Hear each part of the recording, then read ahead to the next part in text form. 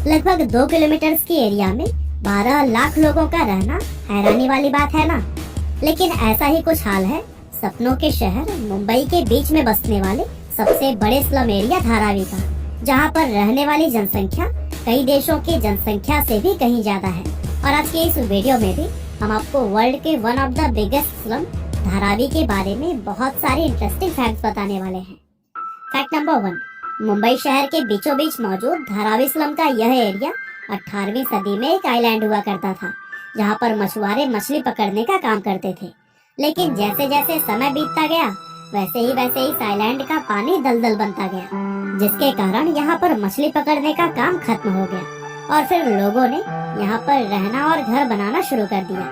शुरुआत में जो लोग आकर यहाँ पर बसे उन्होंने अपने लिए बड़े बड़े घर बनाए, लेकिन जैसे ही जनसंख्या बढ़ती गई वैसे ही घरों का आकार छोटा होता गया और देखते ही देखते धारावी एशिया का सबसे बड़ा स्लम एरिया बन गया। फैक्ट नंबर 2, धारावी को एशिया का सबसे बड़ा स्लम कहा जाता है, लेकिन यहाँ ध्यान देने वाली बात यह है कि यह जनसंख्या के हिसाब से एशिया का सबसे बड़ा स्लम है, जबकि एरिया के हिसाब से अगर देखें तो ये मैक्सिको के नेजा चाल्को इट्जा और कराची के ओरांगी स्लम के बाद से एशिया का दूसरा और दुनिया का तीसरा सबसे बड़ा स्लम है।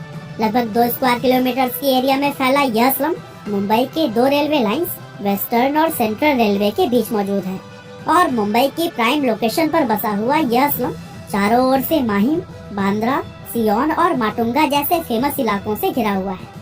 फैक्ट नंबर 3, धारावी में रहने वाले लोगों की कुल संख्या का सटीक पता लगाना तो काफी मुश्किल है, लेकिन पिछले कुछ सालों में हुई जनगणना के हिसाब से यह अंदाजा लगाया जाता है कि इस समय इस विशाल झुग्गी बस्ती के अंदर 12 लाख से भी ज्यादा लोग रहते हैं। आपकी जानकारी के लिए बता दें कि स्लम की आबादी दुनिया के कई सारे देश जैसे कि फिजी, बहरीन, बहामास और ग्रीनलैंड की कुल जनसंख्या से भी कहीं ज्यादा है और इस आबादी की वजह से ही इसको दुनिया का सबसे घना इलाका भी कहा जाता है, क्योंकि इतनी कम जगह में लाखों लोग जिस तरह से यहाँ पर रहते हैं वो वाकई में एक कमाल की बात है।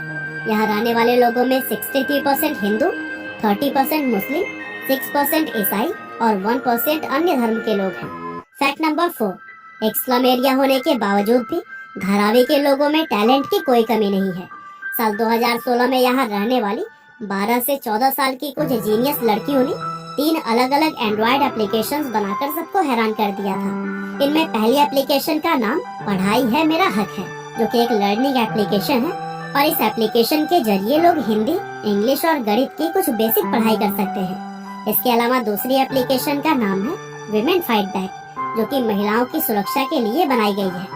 और अंत में तीसरी एप्लीकेशन पानी है जीवन के नाम से बनाई गई है।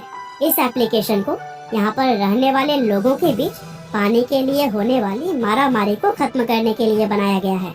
दरअसल यह एप्लीकेशन नल के अंदर पानी आते ही अपने रजिस्टर्ड यूजर्स को एक अलर्ट मैसेज भेज देती है और इस अलर्ट से लोगों को पता चल जाता है कि नल में पानी आ चुका है और इससे लोगों का काफी समय बच जाता है, क्योंकि इस एप्लीकेशन के आने से पहले लोग कई घंटे नल के पास खड़े होकर पानी के आने का इंतजार करते थे। इसके अलावा धारावी को भारत का सबसे ज्यादा पढ़ा लिखा स्लम एरिया माना जाता है, क्योंकि यहाँ के लोग पढ़ाई लिखाई को भी काफी महत्व देते हैं। और दोस्तों, आपको यह बात जानकर काफी हैरानी होगी कि इस इलाके का साक्षरता दर 69% से भी ज्यादा है और एक स्लम एरिया होते हुए भी इस तरह का साक्षरता दर होना वाकई में एक कमाल की बात है।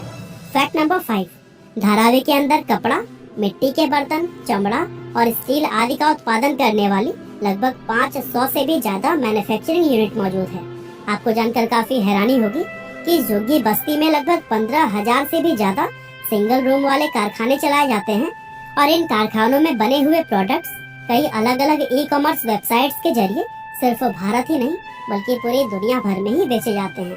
और यही वजह है कि अकेले ही धारावी की एनुअल इनकम 650 मिलियन अमेरिकी डॉलर से 1 बिलियन अमेरिकी डॉलर्स तक पहुंच जाती है, जो कि किरीबाती, टोंगा और तुवालू जैसे कई सारे देशों की इकोनॉमी से भी कहीं ज्यादा है। और इसी से यह अंदाजा लगाया जा सकता है कि धारावी में चलने वाले ये बिजनेस भारत की इकोनॉमी में भी अपना कितना योगदान देते होंगे। फैक्ट नंबर 6, धारावी में रिसाइकलिंग का काम भी काफी बड़े पैमाने पर होता है और इसी को यहाँ की प्रमुख इंडस्ट्री भी कहा जाता है। इस स्लम के अंदर सिर्फ मुंबई या महाराष्ट्र ही नहीं बल्कि पूरे भारत से आने वाले प्लास्टिक वेस्ट को रिसाइकल किया जाता है। और रिसाइकलिंग का यह काम धारावी के 2.5 लाख से भी ज्यादा लोगों को रोजगार देता है।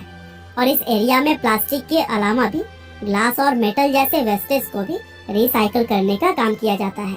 और ये काम करने वाला हर व्यक्ति 10 से 14 हजार रुपए प्रति माह तक आसानी से कमा लेता है, जो कि हमारे भारत की मिनिमम मजदूरी वेतन से काफी अच्छा है। फैक्ट नंबर 7, धारावी के अंदर धारावी रॉक्स नाम का एक जंक बैंड है, जो कि काफी ज्यादा फेमस है। इस बैंड के अंदर झुग्गी में रहने वाले 12 से 15 ऐसे लड़के हैं जो कि कचरा बीनने का काम करते हैं। और इस बैंड की खासियत यह है कि ये लोग म्यूजिक को बनाने के लिए ओरिजिनल म्यूजिक इंस्ट्रूमेंट की जगह पर पानी के डिब्बे, स्टिक्स, कांच की बोतलें और धातु से बनी हुई कुछ दूसरे चीजों का इस्तेमाल करते हैं। और यही वजह है कि यह बैंड इतना ज्यादा क्रिएटिव और टैलेंटेड माना जाता है।